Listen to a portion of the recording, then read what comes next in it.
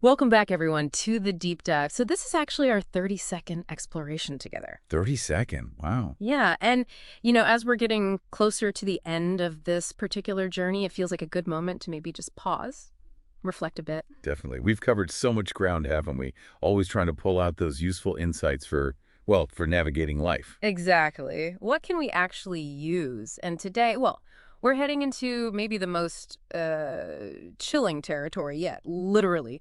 We're diving into Canto 32 of Dante's Inferno. We're in the ninth circle now. Deepest part, it's called Cocytus.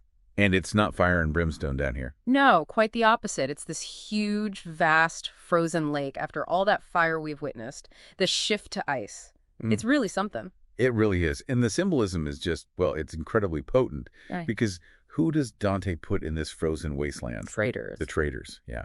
And our sources break it down. In this canto, we see two main kinds. First, in the area called Cana, you have those who betrayed their own family. And then, in Antenora, you find those who betrayed their country or their political party, their allies. And we meet some pretty grim figures, like those brothers, Alessandro and Napoleone degli Alberti. Oh, yes, locked in ice together. They killed each other over their inheritance. Grim stuff. And then there's Bocca degli Abati. All right, infamous for betraying his own side in battle. A political traitor. So our mission today, as we look at these really extreme examples of betrayal, what can they teach you? About trust, loyalty, responsibility in your own life. How does this frozen hell illuminate the consequences of broken trust for us right here, right now? Go. Okay, so let's start with the ice itself, this frozen heart of betrayal. Why ice? Why not more fire? Well, it's such a powerful contrast, isn't it? Fire, you could say, is passion. Maybe destructive, yes, but still in Shin some kind of energy. Betrayal, Dante seems to say, doesn't just burn bridges. It freezes the very possibility of connection. It paralyzes relationships. You know, that feeling when trust is shattered, it really does feel cold, doesn't it? Communication just stops. The warmth evaporates.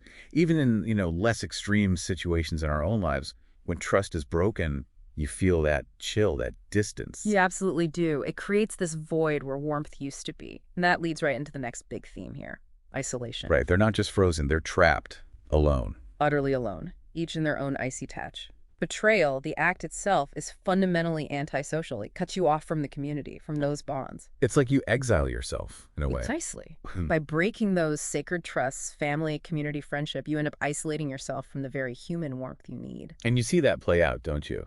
People who consistently betray trust often find themselves more and more alone. Relationships wither, bridges crumble. It's a kind of self-inflicted wound leading to isolation. So it makes you think, are your actions building connections, or are they, maybe unintentionally, creating little patches of ice around you? That's a searching question. And look at those Alberti brothers again, Alessandro and Napoleone. The ones who killed each other over money. Over inheritance, yeah. Driven by greed. And now they're frozen together, eternally gnawing at each other. The sources call it the destructive legacy of greed. Which feels incredibly relevant today, doesn't it, in our consumerist world? Absolutely. How much do we prioritize material things over relationships? Over trust? It's a stark warning, really. Chasing possessions at the expense of connection. While the Alberti brothers show where that can end. Cold comfort, literally, and eternal isolation, what really matters. And then there's Bocca degli Abati, the political traitor. Betrayed his own side. This really throws a spotlight on civic responsibility, loyalty to your group, your community. Now, okay, maybe we're not all involved in Florentine politics. No, probably not. But the principle applies, right? Loyalty within whatever communities we belong to work. Neighborhood, friends, family even. Of course. Betraying that shared trust, undermining the group for your own gain, it has consequences. It damages the whole fabric. It erodes faith, doesn't it? When people in positions of trust act badly, it makes everyone cynical. It does. So on a personal level, are we acting with integrity within our own circles? Right. Are we reliable? Bocca's failure is a timeless reminder about that responsibility. What's also fascinating is Bocca's reaction in hell. He doesn't want to be identified. Right. He tries to hide who he is, the shame. Yeah, the sources point that out, the shame of betrayal. Even down there, he knows what he did was wrong. He's aware of his dishonor. And Dante literally has to pull his hair to force him to reveal his name. It's brutal. It really shows how betrayal just destroys communication, doesn't it? Completely. Honesty becomes impossible. Trust is gone. You have to resort to, well, violence almost, just to get a shred of truth. It's this total breakdown of connection. It's a really disturbing image of how distorted things become. And think about the contrast. The sources mention Paolo and Francesca from earlier in the Inferno. Ah, right.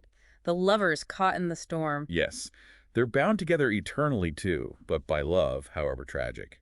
The Alberti brothers, though, bound by pure, unending hatred. So betrayal twists everything. It takes what could be connection, even a flawed one, and makes it monstrous. It inverts it.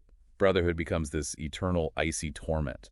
It's a terrifying look at how destructive betrayal can be, not just breaking bonds, but poisoning them. And just before we got into Cocytus proper, we saw those giants, right?